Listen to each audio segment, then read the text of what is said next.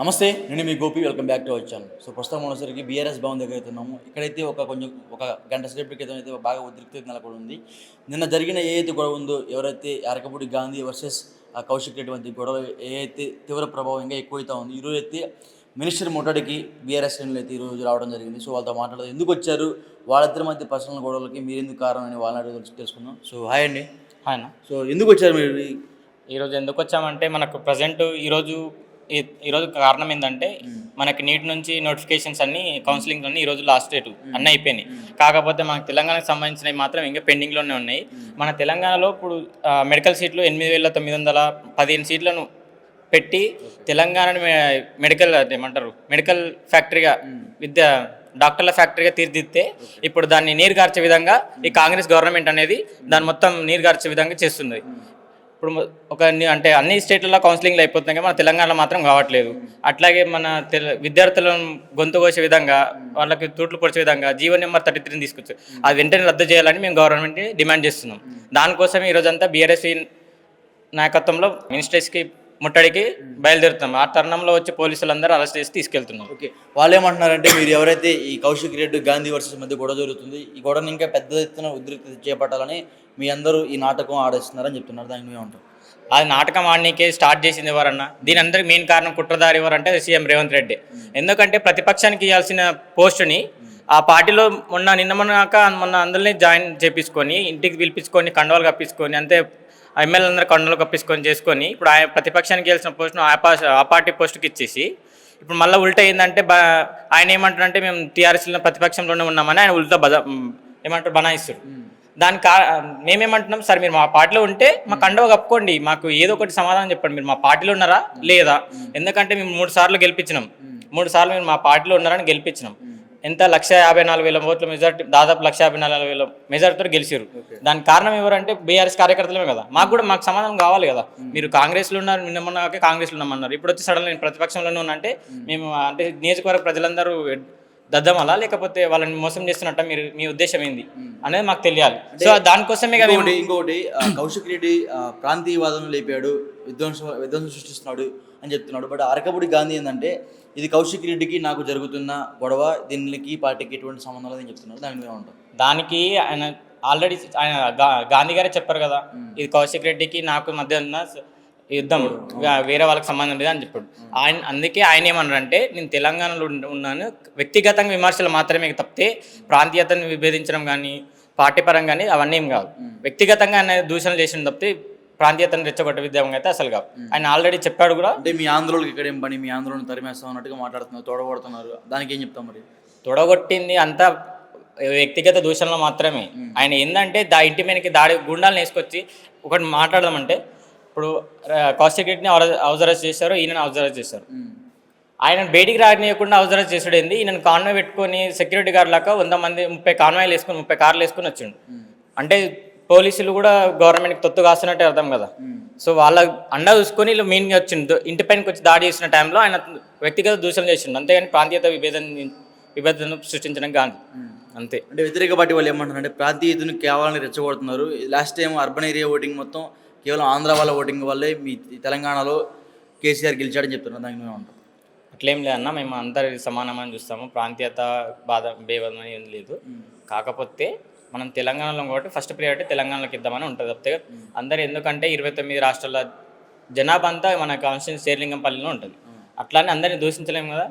వీళ్ళు కావాలని దాన్ని, ఎందుకంటే ఇప్పుడు రేవంత్ రెడ్డి చంద్రబాబు తొత్తే, సో వాళ్ళ ఓట్లు క్యాచ్ చేసుకోవడానికి మా పైన బురదల ప్రయత్నం తప్పితే అట్లాంటి ప్రయత్నం అయితే మాదేం లేదు. అంత క్రిస్టల్ క్లియర్ ఉన్నది. సో అంతే. ఓకే, ఇప్పుడు మీరు వచ్చిన ఈ ధర్నాకి కారణం ఏంటి? జీవో నెంబర్ 33ని వెంటనే రద్దు చేయాలి. అట్లాగే మెడికల్ కౌన్సిలింగ్ సీట్లు ఉన్నాయో అవి అయితే ఏమున్నాయో అవి వెంటనే పూర్తి చేయాలి. తెలంగాణ స్థానికతను గుర్తించాలి, వాళ్ళకి మొదటి ప్రాధాన్యత ఇవ్వడం కోసం మేము ధర్నా చేస్తున్నాం. దానికి శాంతియుతంగా చేసినా బాగానే ఉంటుంది. ఎందుకంటే మేము శాంతియుతంగానే వెళ్తున్నాం. పోలీసు వాళ్ళు వచ్చి మమ్మల్ని నిర్బంధించడం వల్ల అది కొంచెం వైలెంట్గా అవుతుంది చెప్తే మేము శాంతియుత పోరాటమే బయలుదేరుతున్నాం. మమ్మల్ని అరెస్ట్ చేశారండి, ఎక్కడ తీసుకెళ్లారు? కొందరు అయితే సికింద్రాబాద్ సైడ్ తీసుకెళ్తారు, కొందరు సైడ్ అయితే ఇక్కడ పంజాగుట్ట అటు సైడ్ తీసుకెళ్తారు, భువనగిరి సైడ్ తీసుకెళ్తారు. ఇంకా తెలియాల్సింది తెలుస్తుంది. కొడుతున్నారా పోలీసులు ఏమన్నా మిమ్మల్ని? పోలీసులు అంటే ఇక లాగడం చేస్తారు, కానీ కొట్టడం వరకు అయితే ఇందాక నన్ను గొంతు పట్టుకున్న ఒక పోలీస్ ఆయన నాకు అంతవరకే ఇక. కొట్టుడైతే తెలుగు. సో మీ పార్టీ సంబంధించిన నాయకులు ఎవరెవరు పాల్గొన్నారు ఈ ధర్నాలో? ఆ, రాష్ట్ర అధ్యక్షులు గెల్లి శ్రీనివాస్ యాదవ్ గారు, జనరల్ సెక్రటరీ తుంగ బాలు గారు, జంగన్న, కుకట్పల్లి ఇన్ఛార్జ్ అశ్వంత్ కుమార్, ఓకే వాళ్ళందరూ పాల్గొన్నారు. ఓకే, రాబోయే రోజుల్లో మీ పార్టీ అధికారంలోకి వచ్చిందని మీరు అనుకుంటున్నారా? తప్పకుండా వస్తుంది. తప్పకుండా రాబోయే 5 సంవత్సరాలు పార్టీ తప్పకుండా బీఆర్ఎస్ పార్టీ అధికారం చేపడుతుంది. దేనికి అంత కాన్ఫిడెన్స్? దేనికి ప్రజలంతా దాన్నే కోరుకుంటారు కదా అన్న. తెలిస్తే మీకు బయట గవర్నమెంట్ పైన వ్యతిరేకత ఎంతలో ఉందన్నది. మొన్న అరెస్ట్ చేసి శంషాబాద్ తీసుకెళ్లారు, కేశంపేట పోలీస్.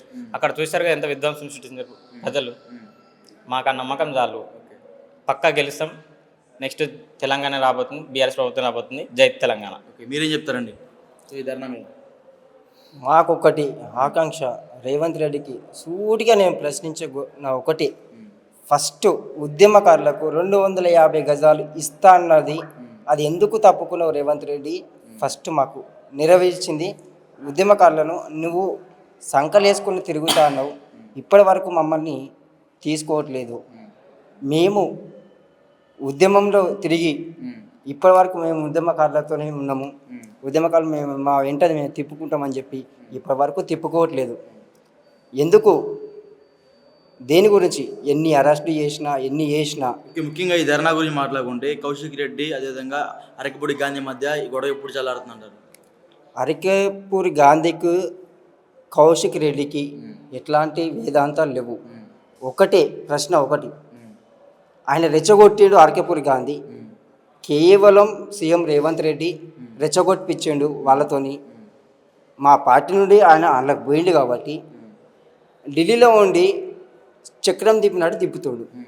ఎందుకు తిప్పుతుండు అన్నది ప్రతిదానికి నువ్వు ఢిల్లీకి పోయే కారణం అవసరం ఏమొచ్చింది? నీకు దమ్ము ధైర్యం ఉంటే, నీకు ఏదైనా ఉంటే సూటిగా సెక్రటరియట్ దగ్గర ఏదైతే నువ్వు విగ్రహం పెడుతున్నావో ఆ విగ్రహం దగ్గర నిలబడి మమ్మల్ని ఉద్యమకారులను మా కార్యకర్తలని పిలుచుకొని ప్రశ్నించు, మేము నిలబడతాం. బీఆర్ఎస్ పార్టీ అధికారంలో ఉన్నప్పుడు కూడా ఉద్యమకారులకి సరైన గౌరవం సరైన మర్యాద ఇవ్వలేదు కదా, దానికి ఏం చెప్తావు? గౌరవం అన్నది మా సీఎం కేసీఆర్ గారు మా గౌరవం ఇచ్చిండు. ఎవరికి ఇవ్వాలో వాళ్ళకి ఇచ్చిండు. మేము నాటి నుండి నేటి వరకు మేము అదే ఉద్యమంలో ఉన్నాము. ఇప్పటి వరకు మాకు పోస్టింగ్ ఉన్నా ఇవ్వకున్నా అని కూడా మా బాబు కేసీఆర్ ఎంబడే ఉన్నాము. ఉద్యమంలో ఉన్నారు. ఇప్పుడు ఉద్యమం అవసరం లేదు కదా తెలంగాణకి, అంతా బాగానే ఉంది కదా. బాగాలేదు, ఏం బాగుంది? ఆయన ఇచ్చిన ప్రకటన ఏమి ఇచ్చిండు? నువ్వు హామీలు ఏమి ఇచ్చినావు? ఎంతవరకు ఇచ్చినావు హామీ? ఉద్యమం అంటే ఇప్పుడు తెలంగాణ కోసం ఉద్యమం చేశారు, తెలంగాణ వచ్చింది. ఇప్పుడు ఎందుకు, ఇప్పుడు ఏం అవసరం తెలంగాణ? మీ ఉద్యమంకి అసలు ఏం అవసరం జనాలకు మీ ఉద్యమం వల్ల? మాకు నువ్వు ఇచ్చిన హామీలు మాకు కావాలి కదా. హామీలు లేనప్పుడు మాకు రోజు అటు ఇటు అమలు చేస్తాం అన్నారు. ఆయనతో కాదు అది, ఆయనతో అయినప్పుడు మాకు. ఆయనతో కాదన్నప్పుడు తెలంగాణ ప్రజలు ఆయన ఎందుకు ఎన్నుకున్నారంటారు? ఆయన వచ్చింది టీడీపీ నుండి వచ్చినోడు. కేసీఆర్ ఎక్కడి నుంచి వచ్చాడు? నోటు కేసీఆర్ ఎక్కడి నుంచి వచ్చాడు? కేసీఆర్ ఉద్యమం నుండి వచ్చినోడు, టీడీపీ నుండి వచ్చినోడే. కానీ టీడీపీ రిజైన్ చేసుకొని వచ్చిండు కదా, కేంద్ర మంత్రి రిజైన్ చేసుకొని వచ్చినోడు కదా. కేంద్ర మంత్రి పక్కకు పెట్టి ఉద్యమం చేసిండు కదా, ప్రజలు కావాలని చెప్పి. టీడీపీ పార్టీ లేదు కదా, టీడీపీలో వచ్చిండు. ఇప్పుడున్న మీ పార్టీలో ప్రతి ఒక్క ఎమ్మెల్యే టీడీపీ పార్టీ నుంచి వచ్చిన అది అవగాహన ఉందా మీకు?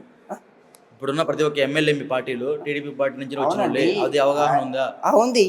ఆయన టీడీపీ నుండి వచ్చి కొంతమంది ఉన్నారు మా దాంట్లో, కొంతమంది టీడీపీ నుండి వచ్చిన వాళ్ళు అట్లనే ఉన్నారు కదా, మా పార్టీకే ఉన్నాడు కదా, చేరుకోలే కదా. కదా వాళ్ళ స్వతంత్ర హక్కు కదా.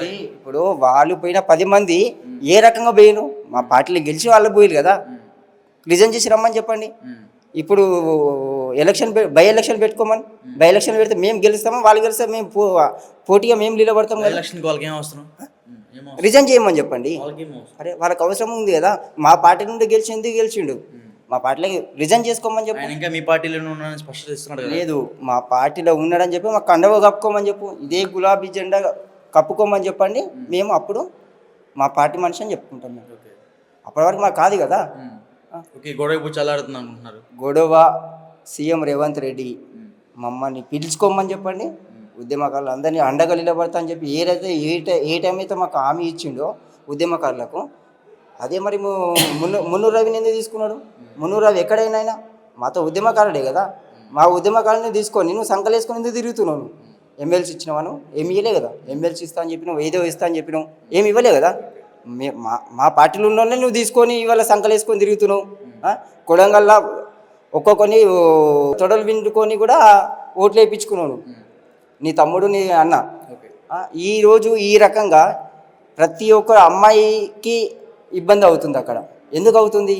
నువ్వు ఎందుకు చేస్తున్నావు ఇట్లా? హోం మంత్రి లేడు అంటే నువ్వే హోం మంత్రి, నువ్వే సీఎం, నువ్వే అదా?